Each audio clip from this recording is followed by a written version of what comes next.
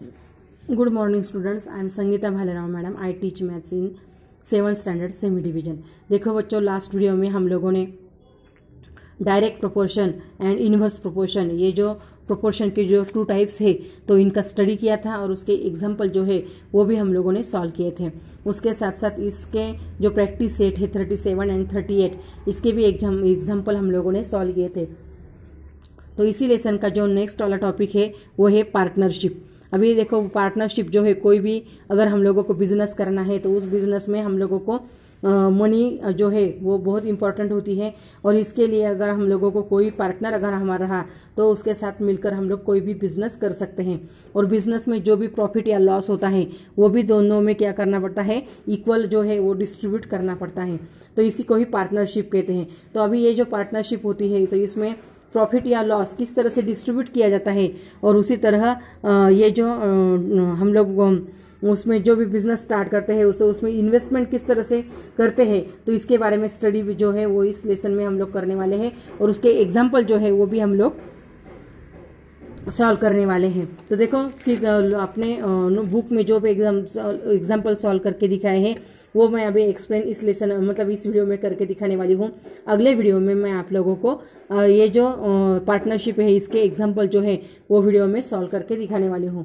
तो देखो, partnership, when starting a business enterprise money is required for an office, raw materials etc. This amount is called a capital. Often 2 or more people put in money for the capital. In other words, these people start a business by investing in the partnership. In a business partnership, all partners have a joint account in a bank. The profit made of the loss incurred is shared by the partners in proportion to the money each one has invested. देखो, इसमें जो capital होता है जो भी दिया जाता है, यानी जो बिजनेस करने के लिए जो भी मनी चाहिए उसमें भी प्रॉफिट लॉस जो होता है वो भी उसके जो प्रोपोर्शन होता है उसमें ये डिस्ट्रीब्यूट किया जाता है। तो अभी देखो एग्जांपल है,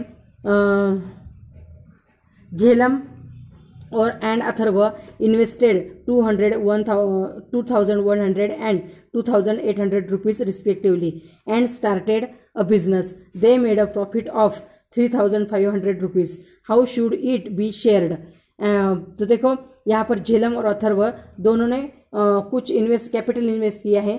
तो उसमें से झेलम जो है उसने 2,100 रुपीज इन्वेस्ट किए हैं और अथर्व ने 2,800 रुपीज इन्वेस्ट किए हैं। और जो भी उन्होंने बिजनेस किया तो उसमें उनको प्रॉफिट हुआ है 3,500 रुपीज। तो इसमें से ये किस तरह से शेयर उसका करेंगे, यानी वो किस तरह से डिस्ट्रीब्यूट करेंगे वो हमें यहाँ पर देखने का है। तो फिर देखो इसका एग्जाम्पल किस तरह से सॉल्व करना है। देखो, let us find out the proportion of the investment, मतलब इन्होंने जो इन्वेस्टमेंट की है तो उसका हम लोग पहले रेशियो जो है वो हम लोग फाइंड करेंगे। तो फिर यहाँ पर देखो, झेलम जो है उसने 2,100 रुपीज किए हैं और अथर्व ने 2,800 रुपीज, इसीलिए 2,100 अपॉन 2,800। तो देखो यहाँ पर इनका यहाँ पर डिवाइड किया तो ये दोनों जीरो कैंसिल, ये दोनों जीरो कैंसिल, 7 3 जा 21, 7 4 जा 28। तो इसीलिए आंसर आ गया 3/4, यानी उसका प्रोपोर्शन आ गया 3/4। तो यहाँ पर ये जो प्रोपोर्शन जो है दोनों का वो है 3/4 है। तो फिर यहाँ पर the profit must also be share in the same proportion. तो अभी इनका जो प्रॉफिट हुआ है 3,500। देखो, द प्रॉफिट मस्ट, देखो लेटेस्ट झेलम प्रॉफिट जो है वो 3x हम लोग मानेंगे एंड अथर्व का जो है वो 4x मानेंगे। तो इसीलिए 3x + 4x is equal to 3,500। देखो 3 + 4 7x इज इक्वल टू 3,500।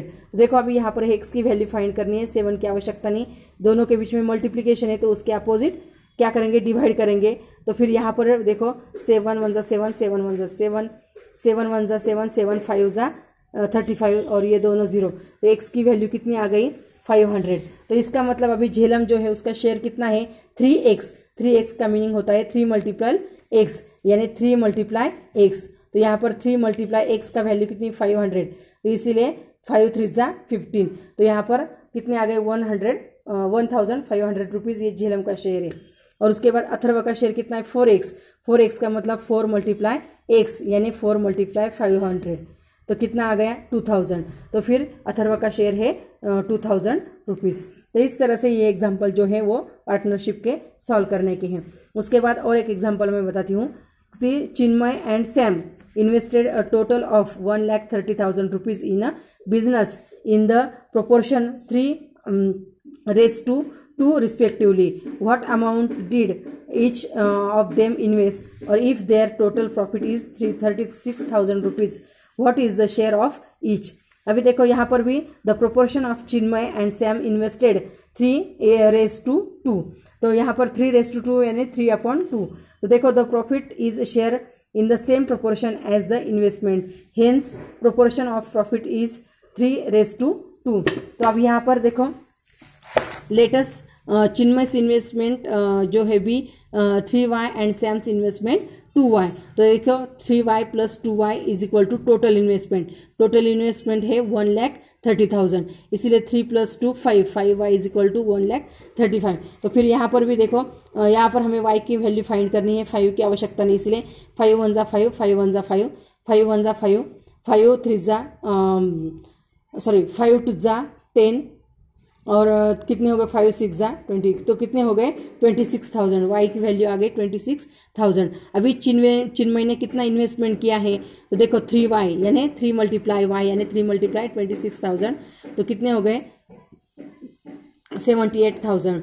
और सैम ने कितने इन्वेस्ट किए हैं 2y यानी 2 मल्टीप्लाई 26,000, तो फिर कितने हो गए 26 2 जा 52, तो 52,000 रुपीज़ जो है वो उसकी इन्वेस्टमेंट है। अभी इन दोनों को प्रॉफिट कितना हुआ है 36,000, तो अभी ये प्रॉफिट जो है उसको डिस्ट्रीब्यूट करेंगे। लेटेस्ट चिन्मय's प्रॉफिट भी 3x and Sam profit is 2x, तो 3x + 2 is x is equal to total profit. तो देखो 3 + 2 5x, 5x is equal to 36,000। अभी देखो फिर से यहाँ पर x की वैल्यू फाइंड करनी है, 5 की जो आवश्यकता नहीं, इसलिए 5 1 जा 5, 5 1 जा 5। अभी देखो 5 1 जा 5, 5 7 जा 35, यहाँ पर 10 हो गए, 5 2 जा कितने हो गए 7,200, x की वैल्यू आ गई 7,200। तो फिर चिन्मय का प्रॉफिट कितना है, तो 3 मल्टीप्लाई x, 3 x का मतलब 3 मल्टीप्लाई x यानी 3 मल्टीप्लाई 7,200, क्योंकि x की वैल्यू आ गई है। तो फिर कितने हो गए 21,600। एंड सैम का प्रॉफिट कितना है 2x, देखो तो इसका मतलब 2 मल्टीप्लाई 7,200 यानी 40,400 रुपीज़। तो इस तरह से ये दोनों का प्रॉफिट जो है वो हम लोगों ने सॉल्व किया।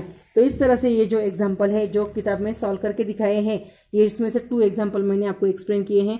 रिमेनिंग 2 एग्जाम्पल आप लोगों को इसी प्रकार लर्न करके वो भी आप लोगों को क्या करने के, अंडरस्टैंड करने के हैं। और नेक्स्ट वीडियो में मैं आप लोगों को प्रैक्टिस सेट 39 इसके कुछ एग्जाम्पल सॉल्व करके दिखाऊंगी, और फिर रिमेनिंग एग्जाम्पल आपको होमवर्क में सॉल्व करने होंगे। Thank you.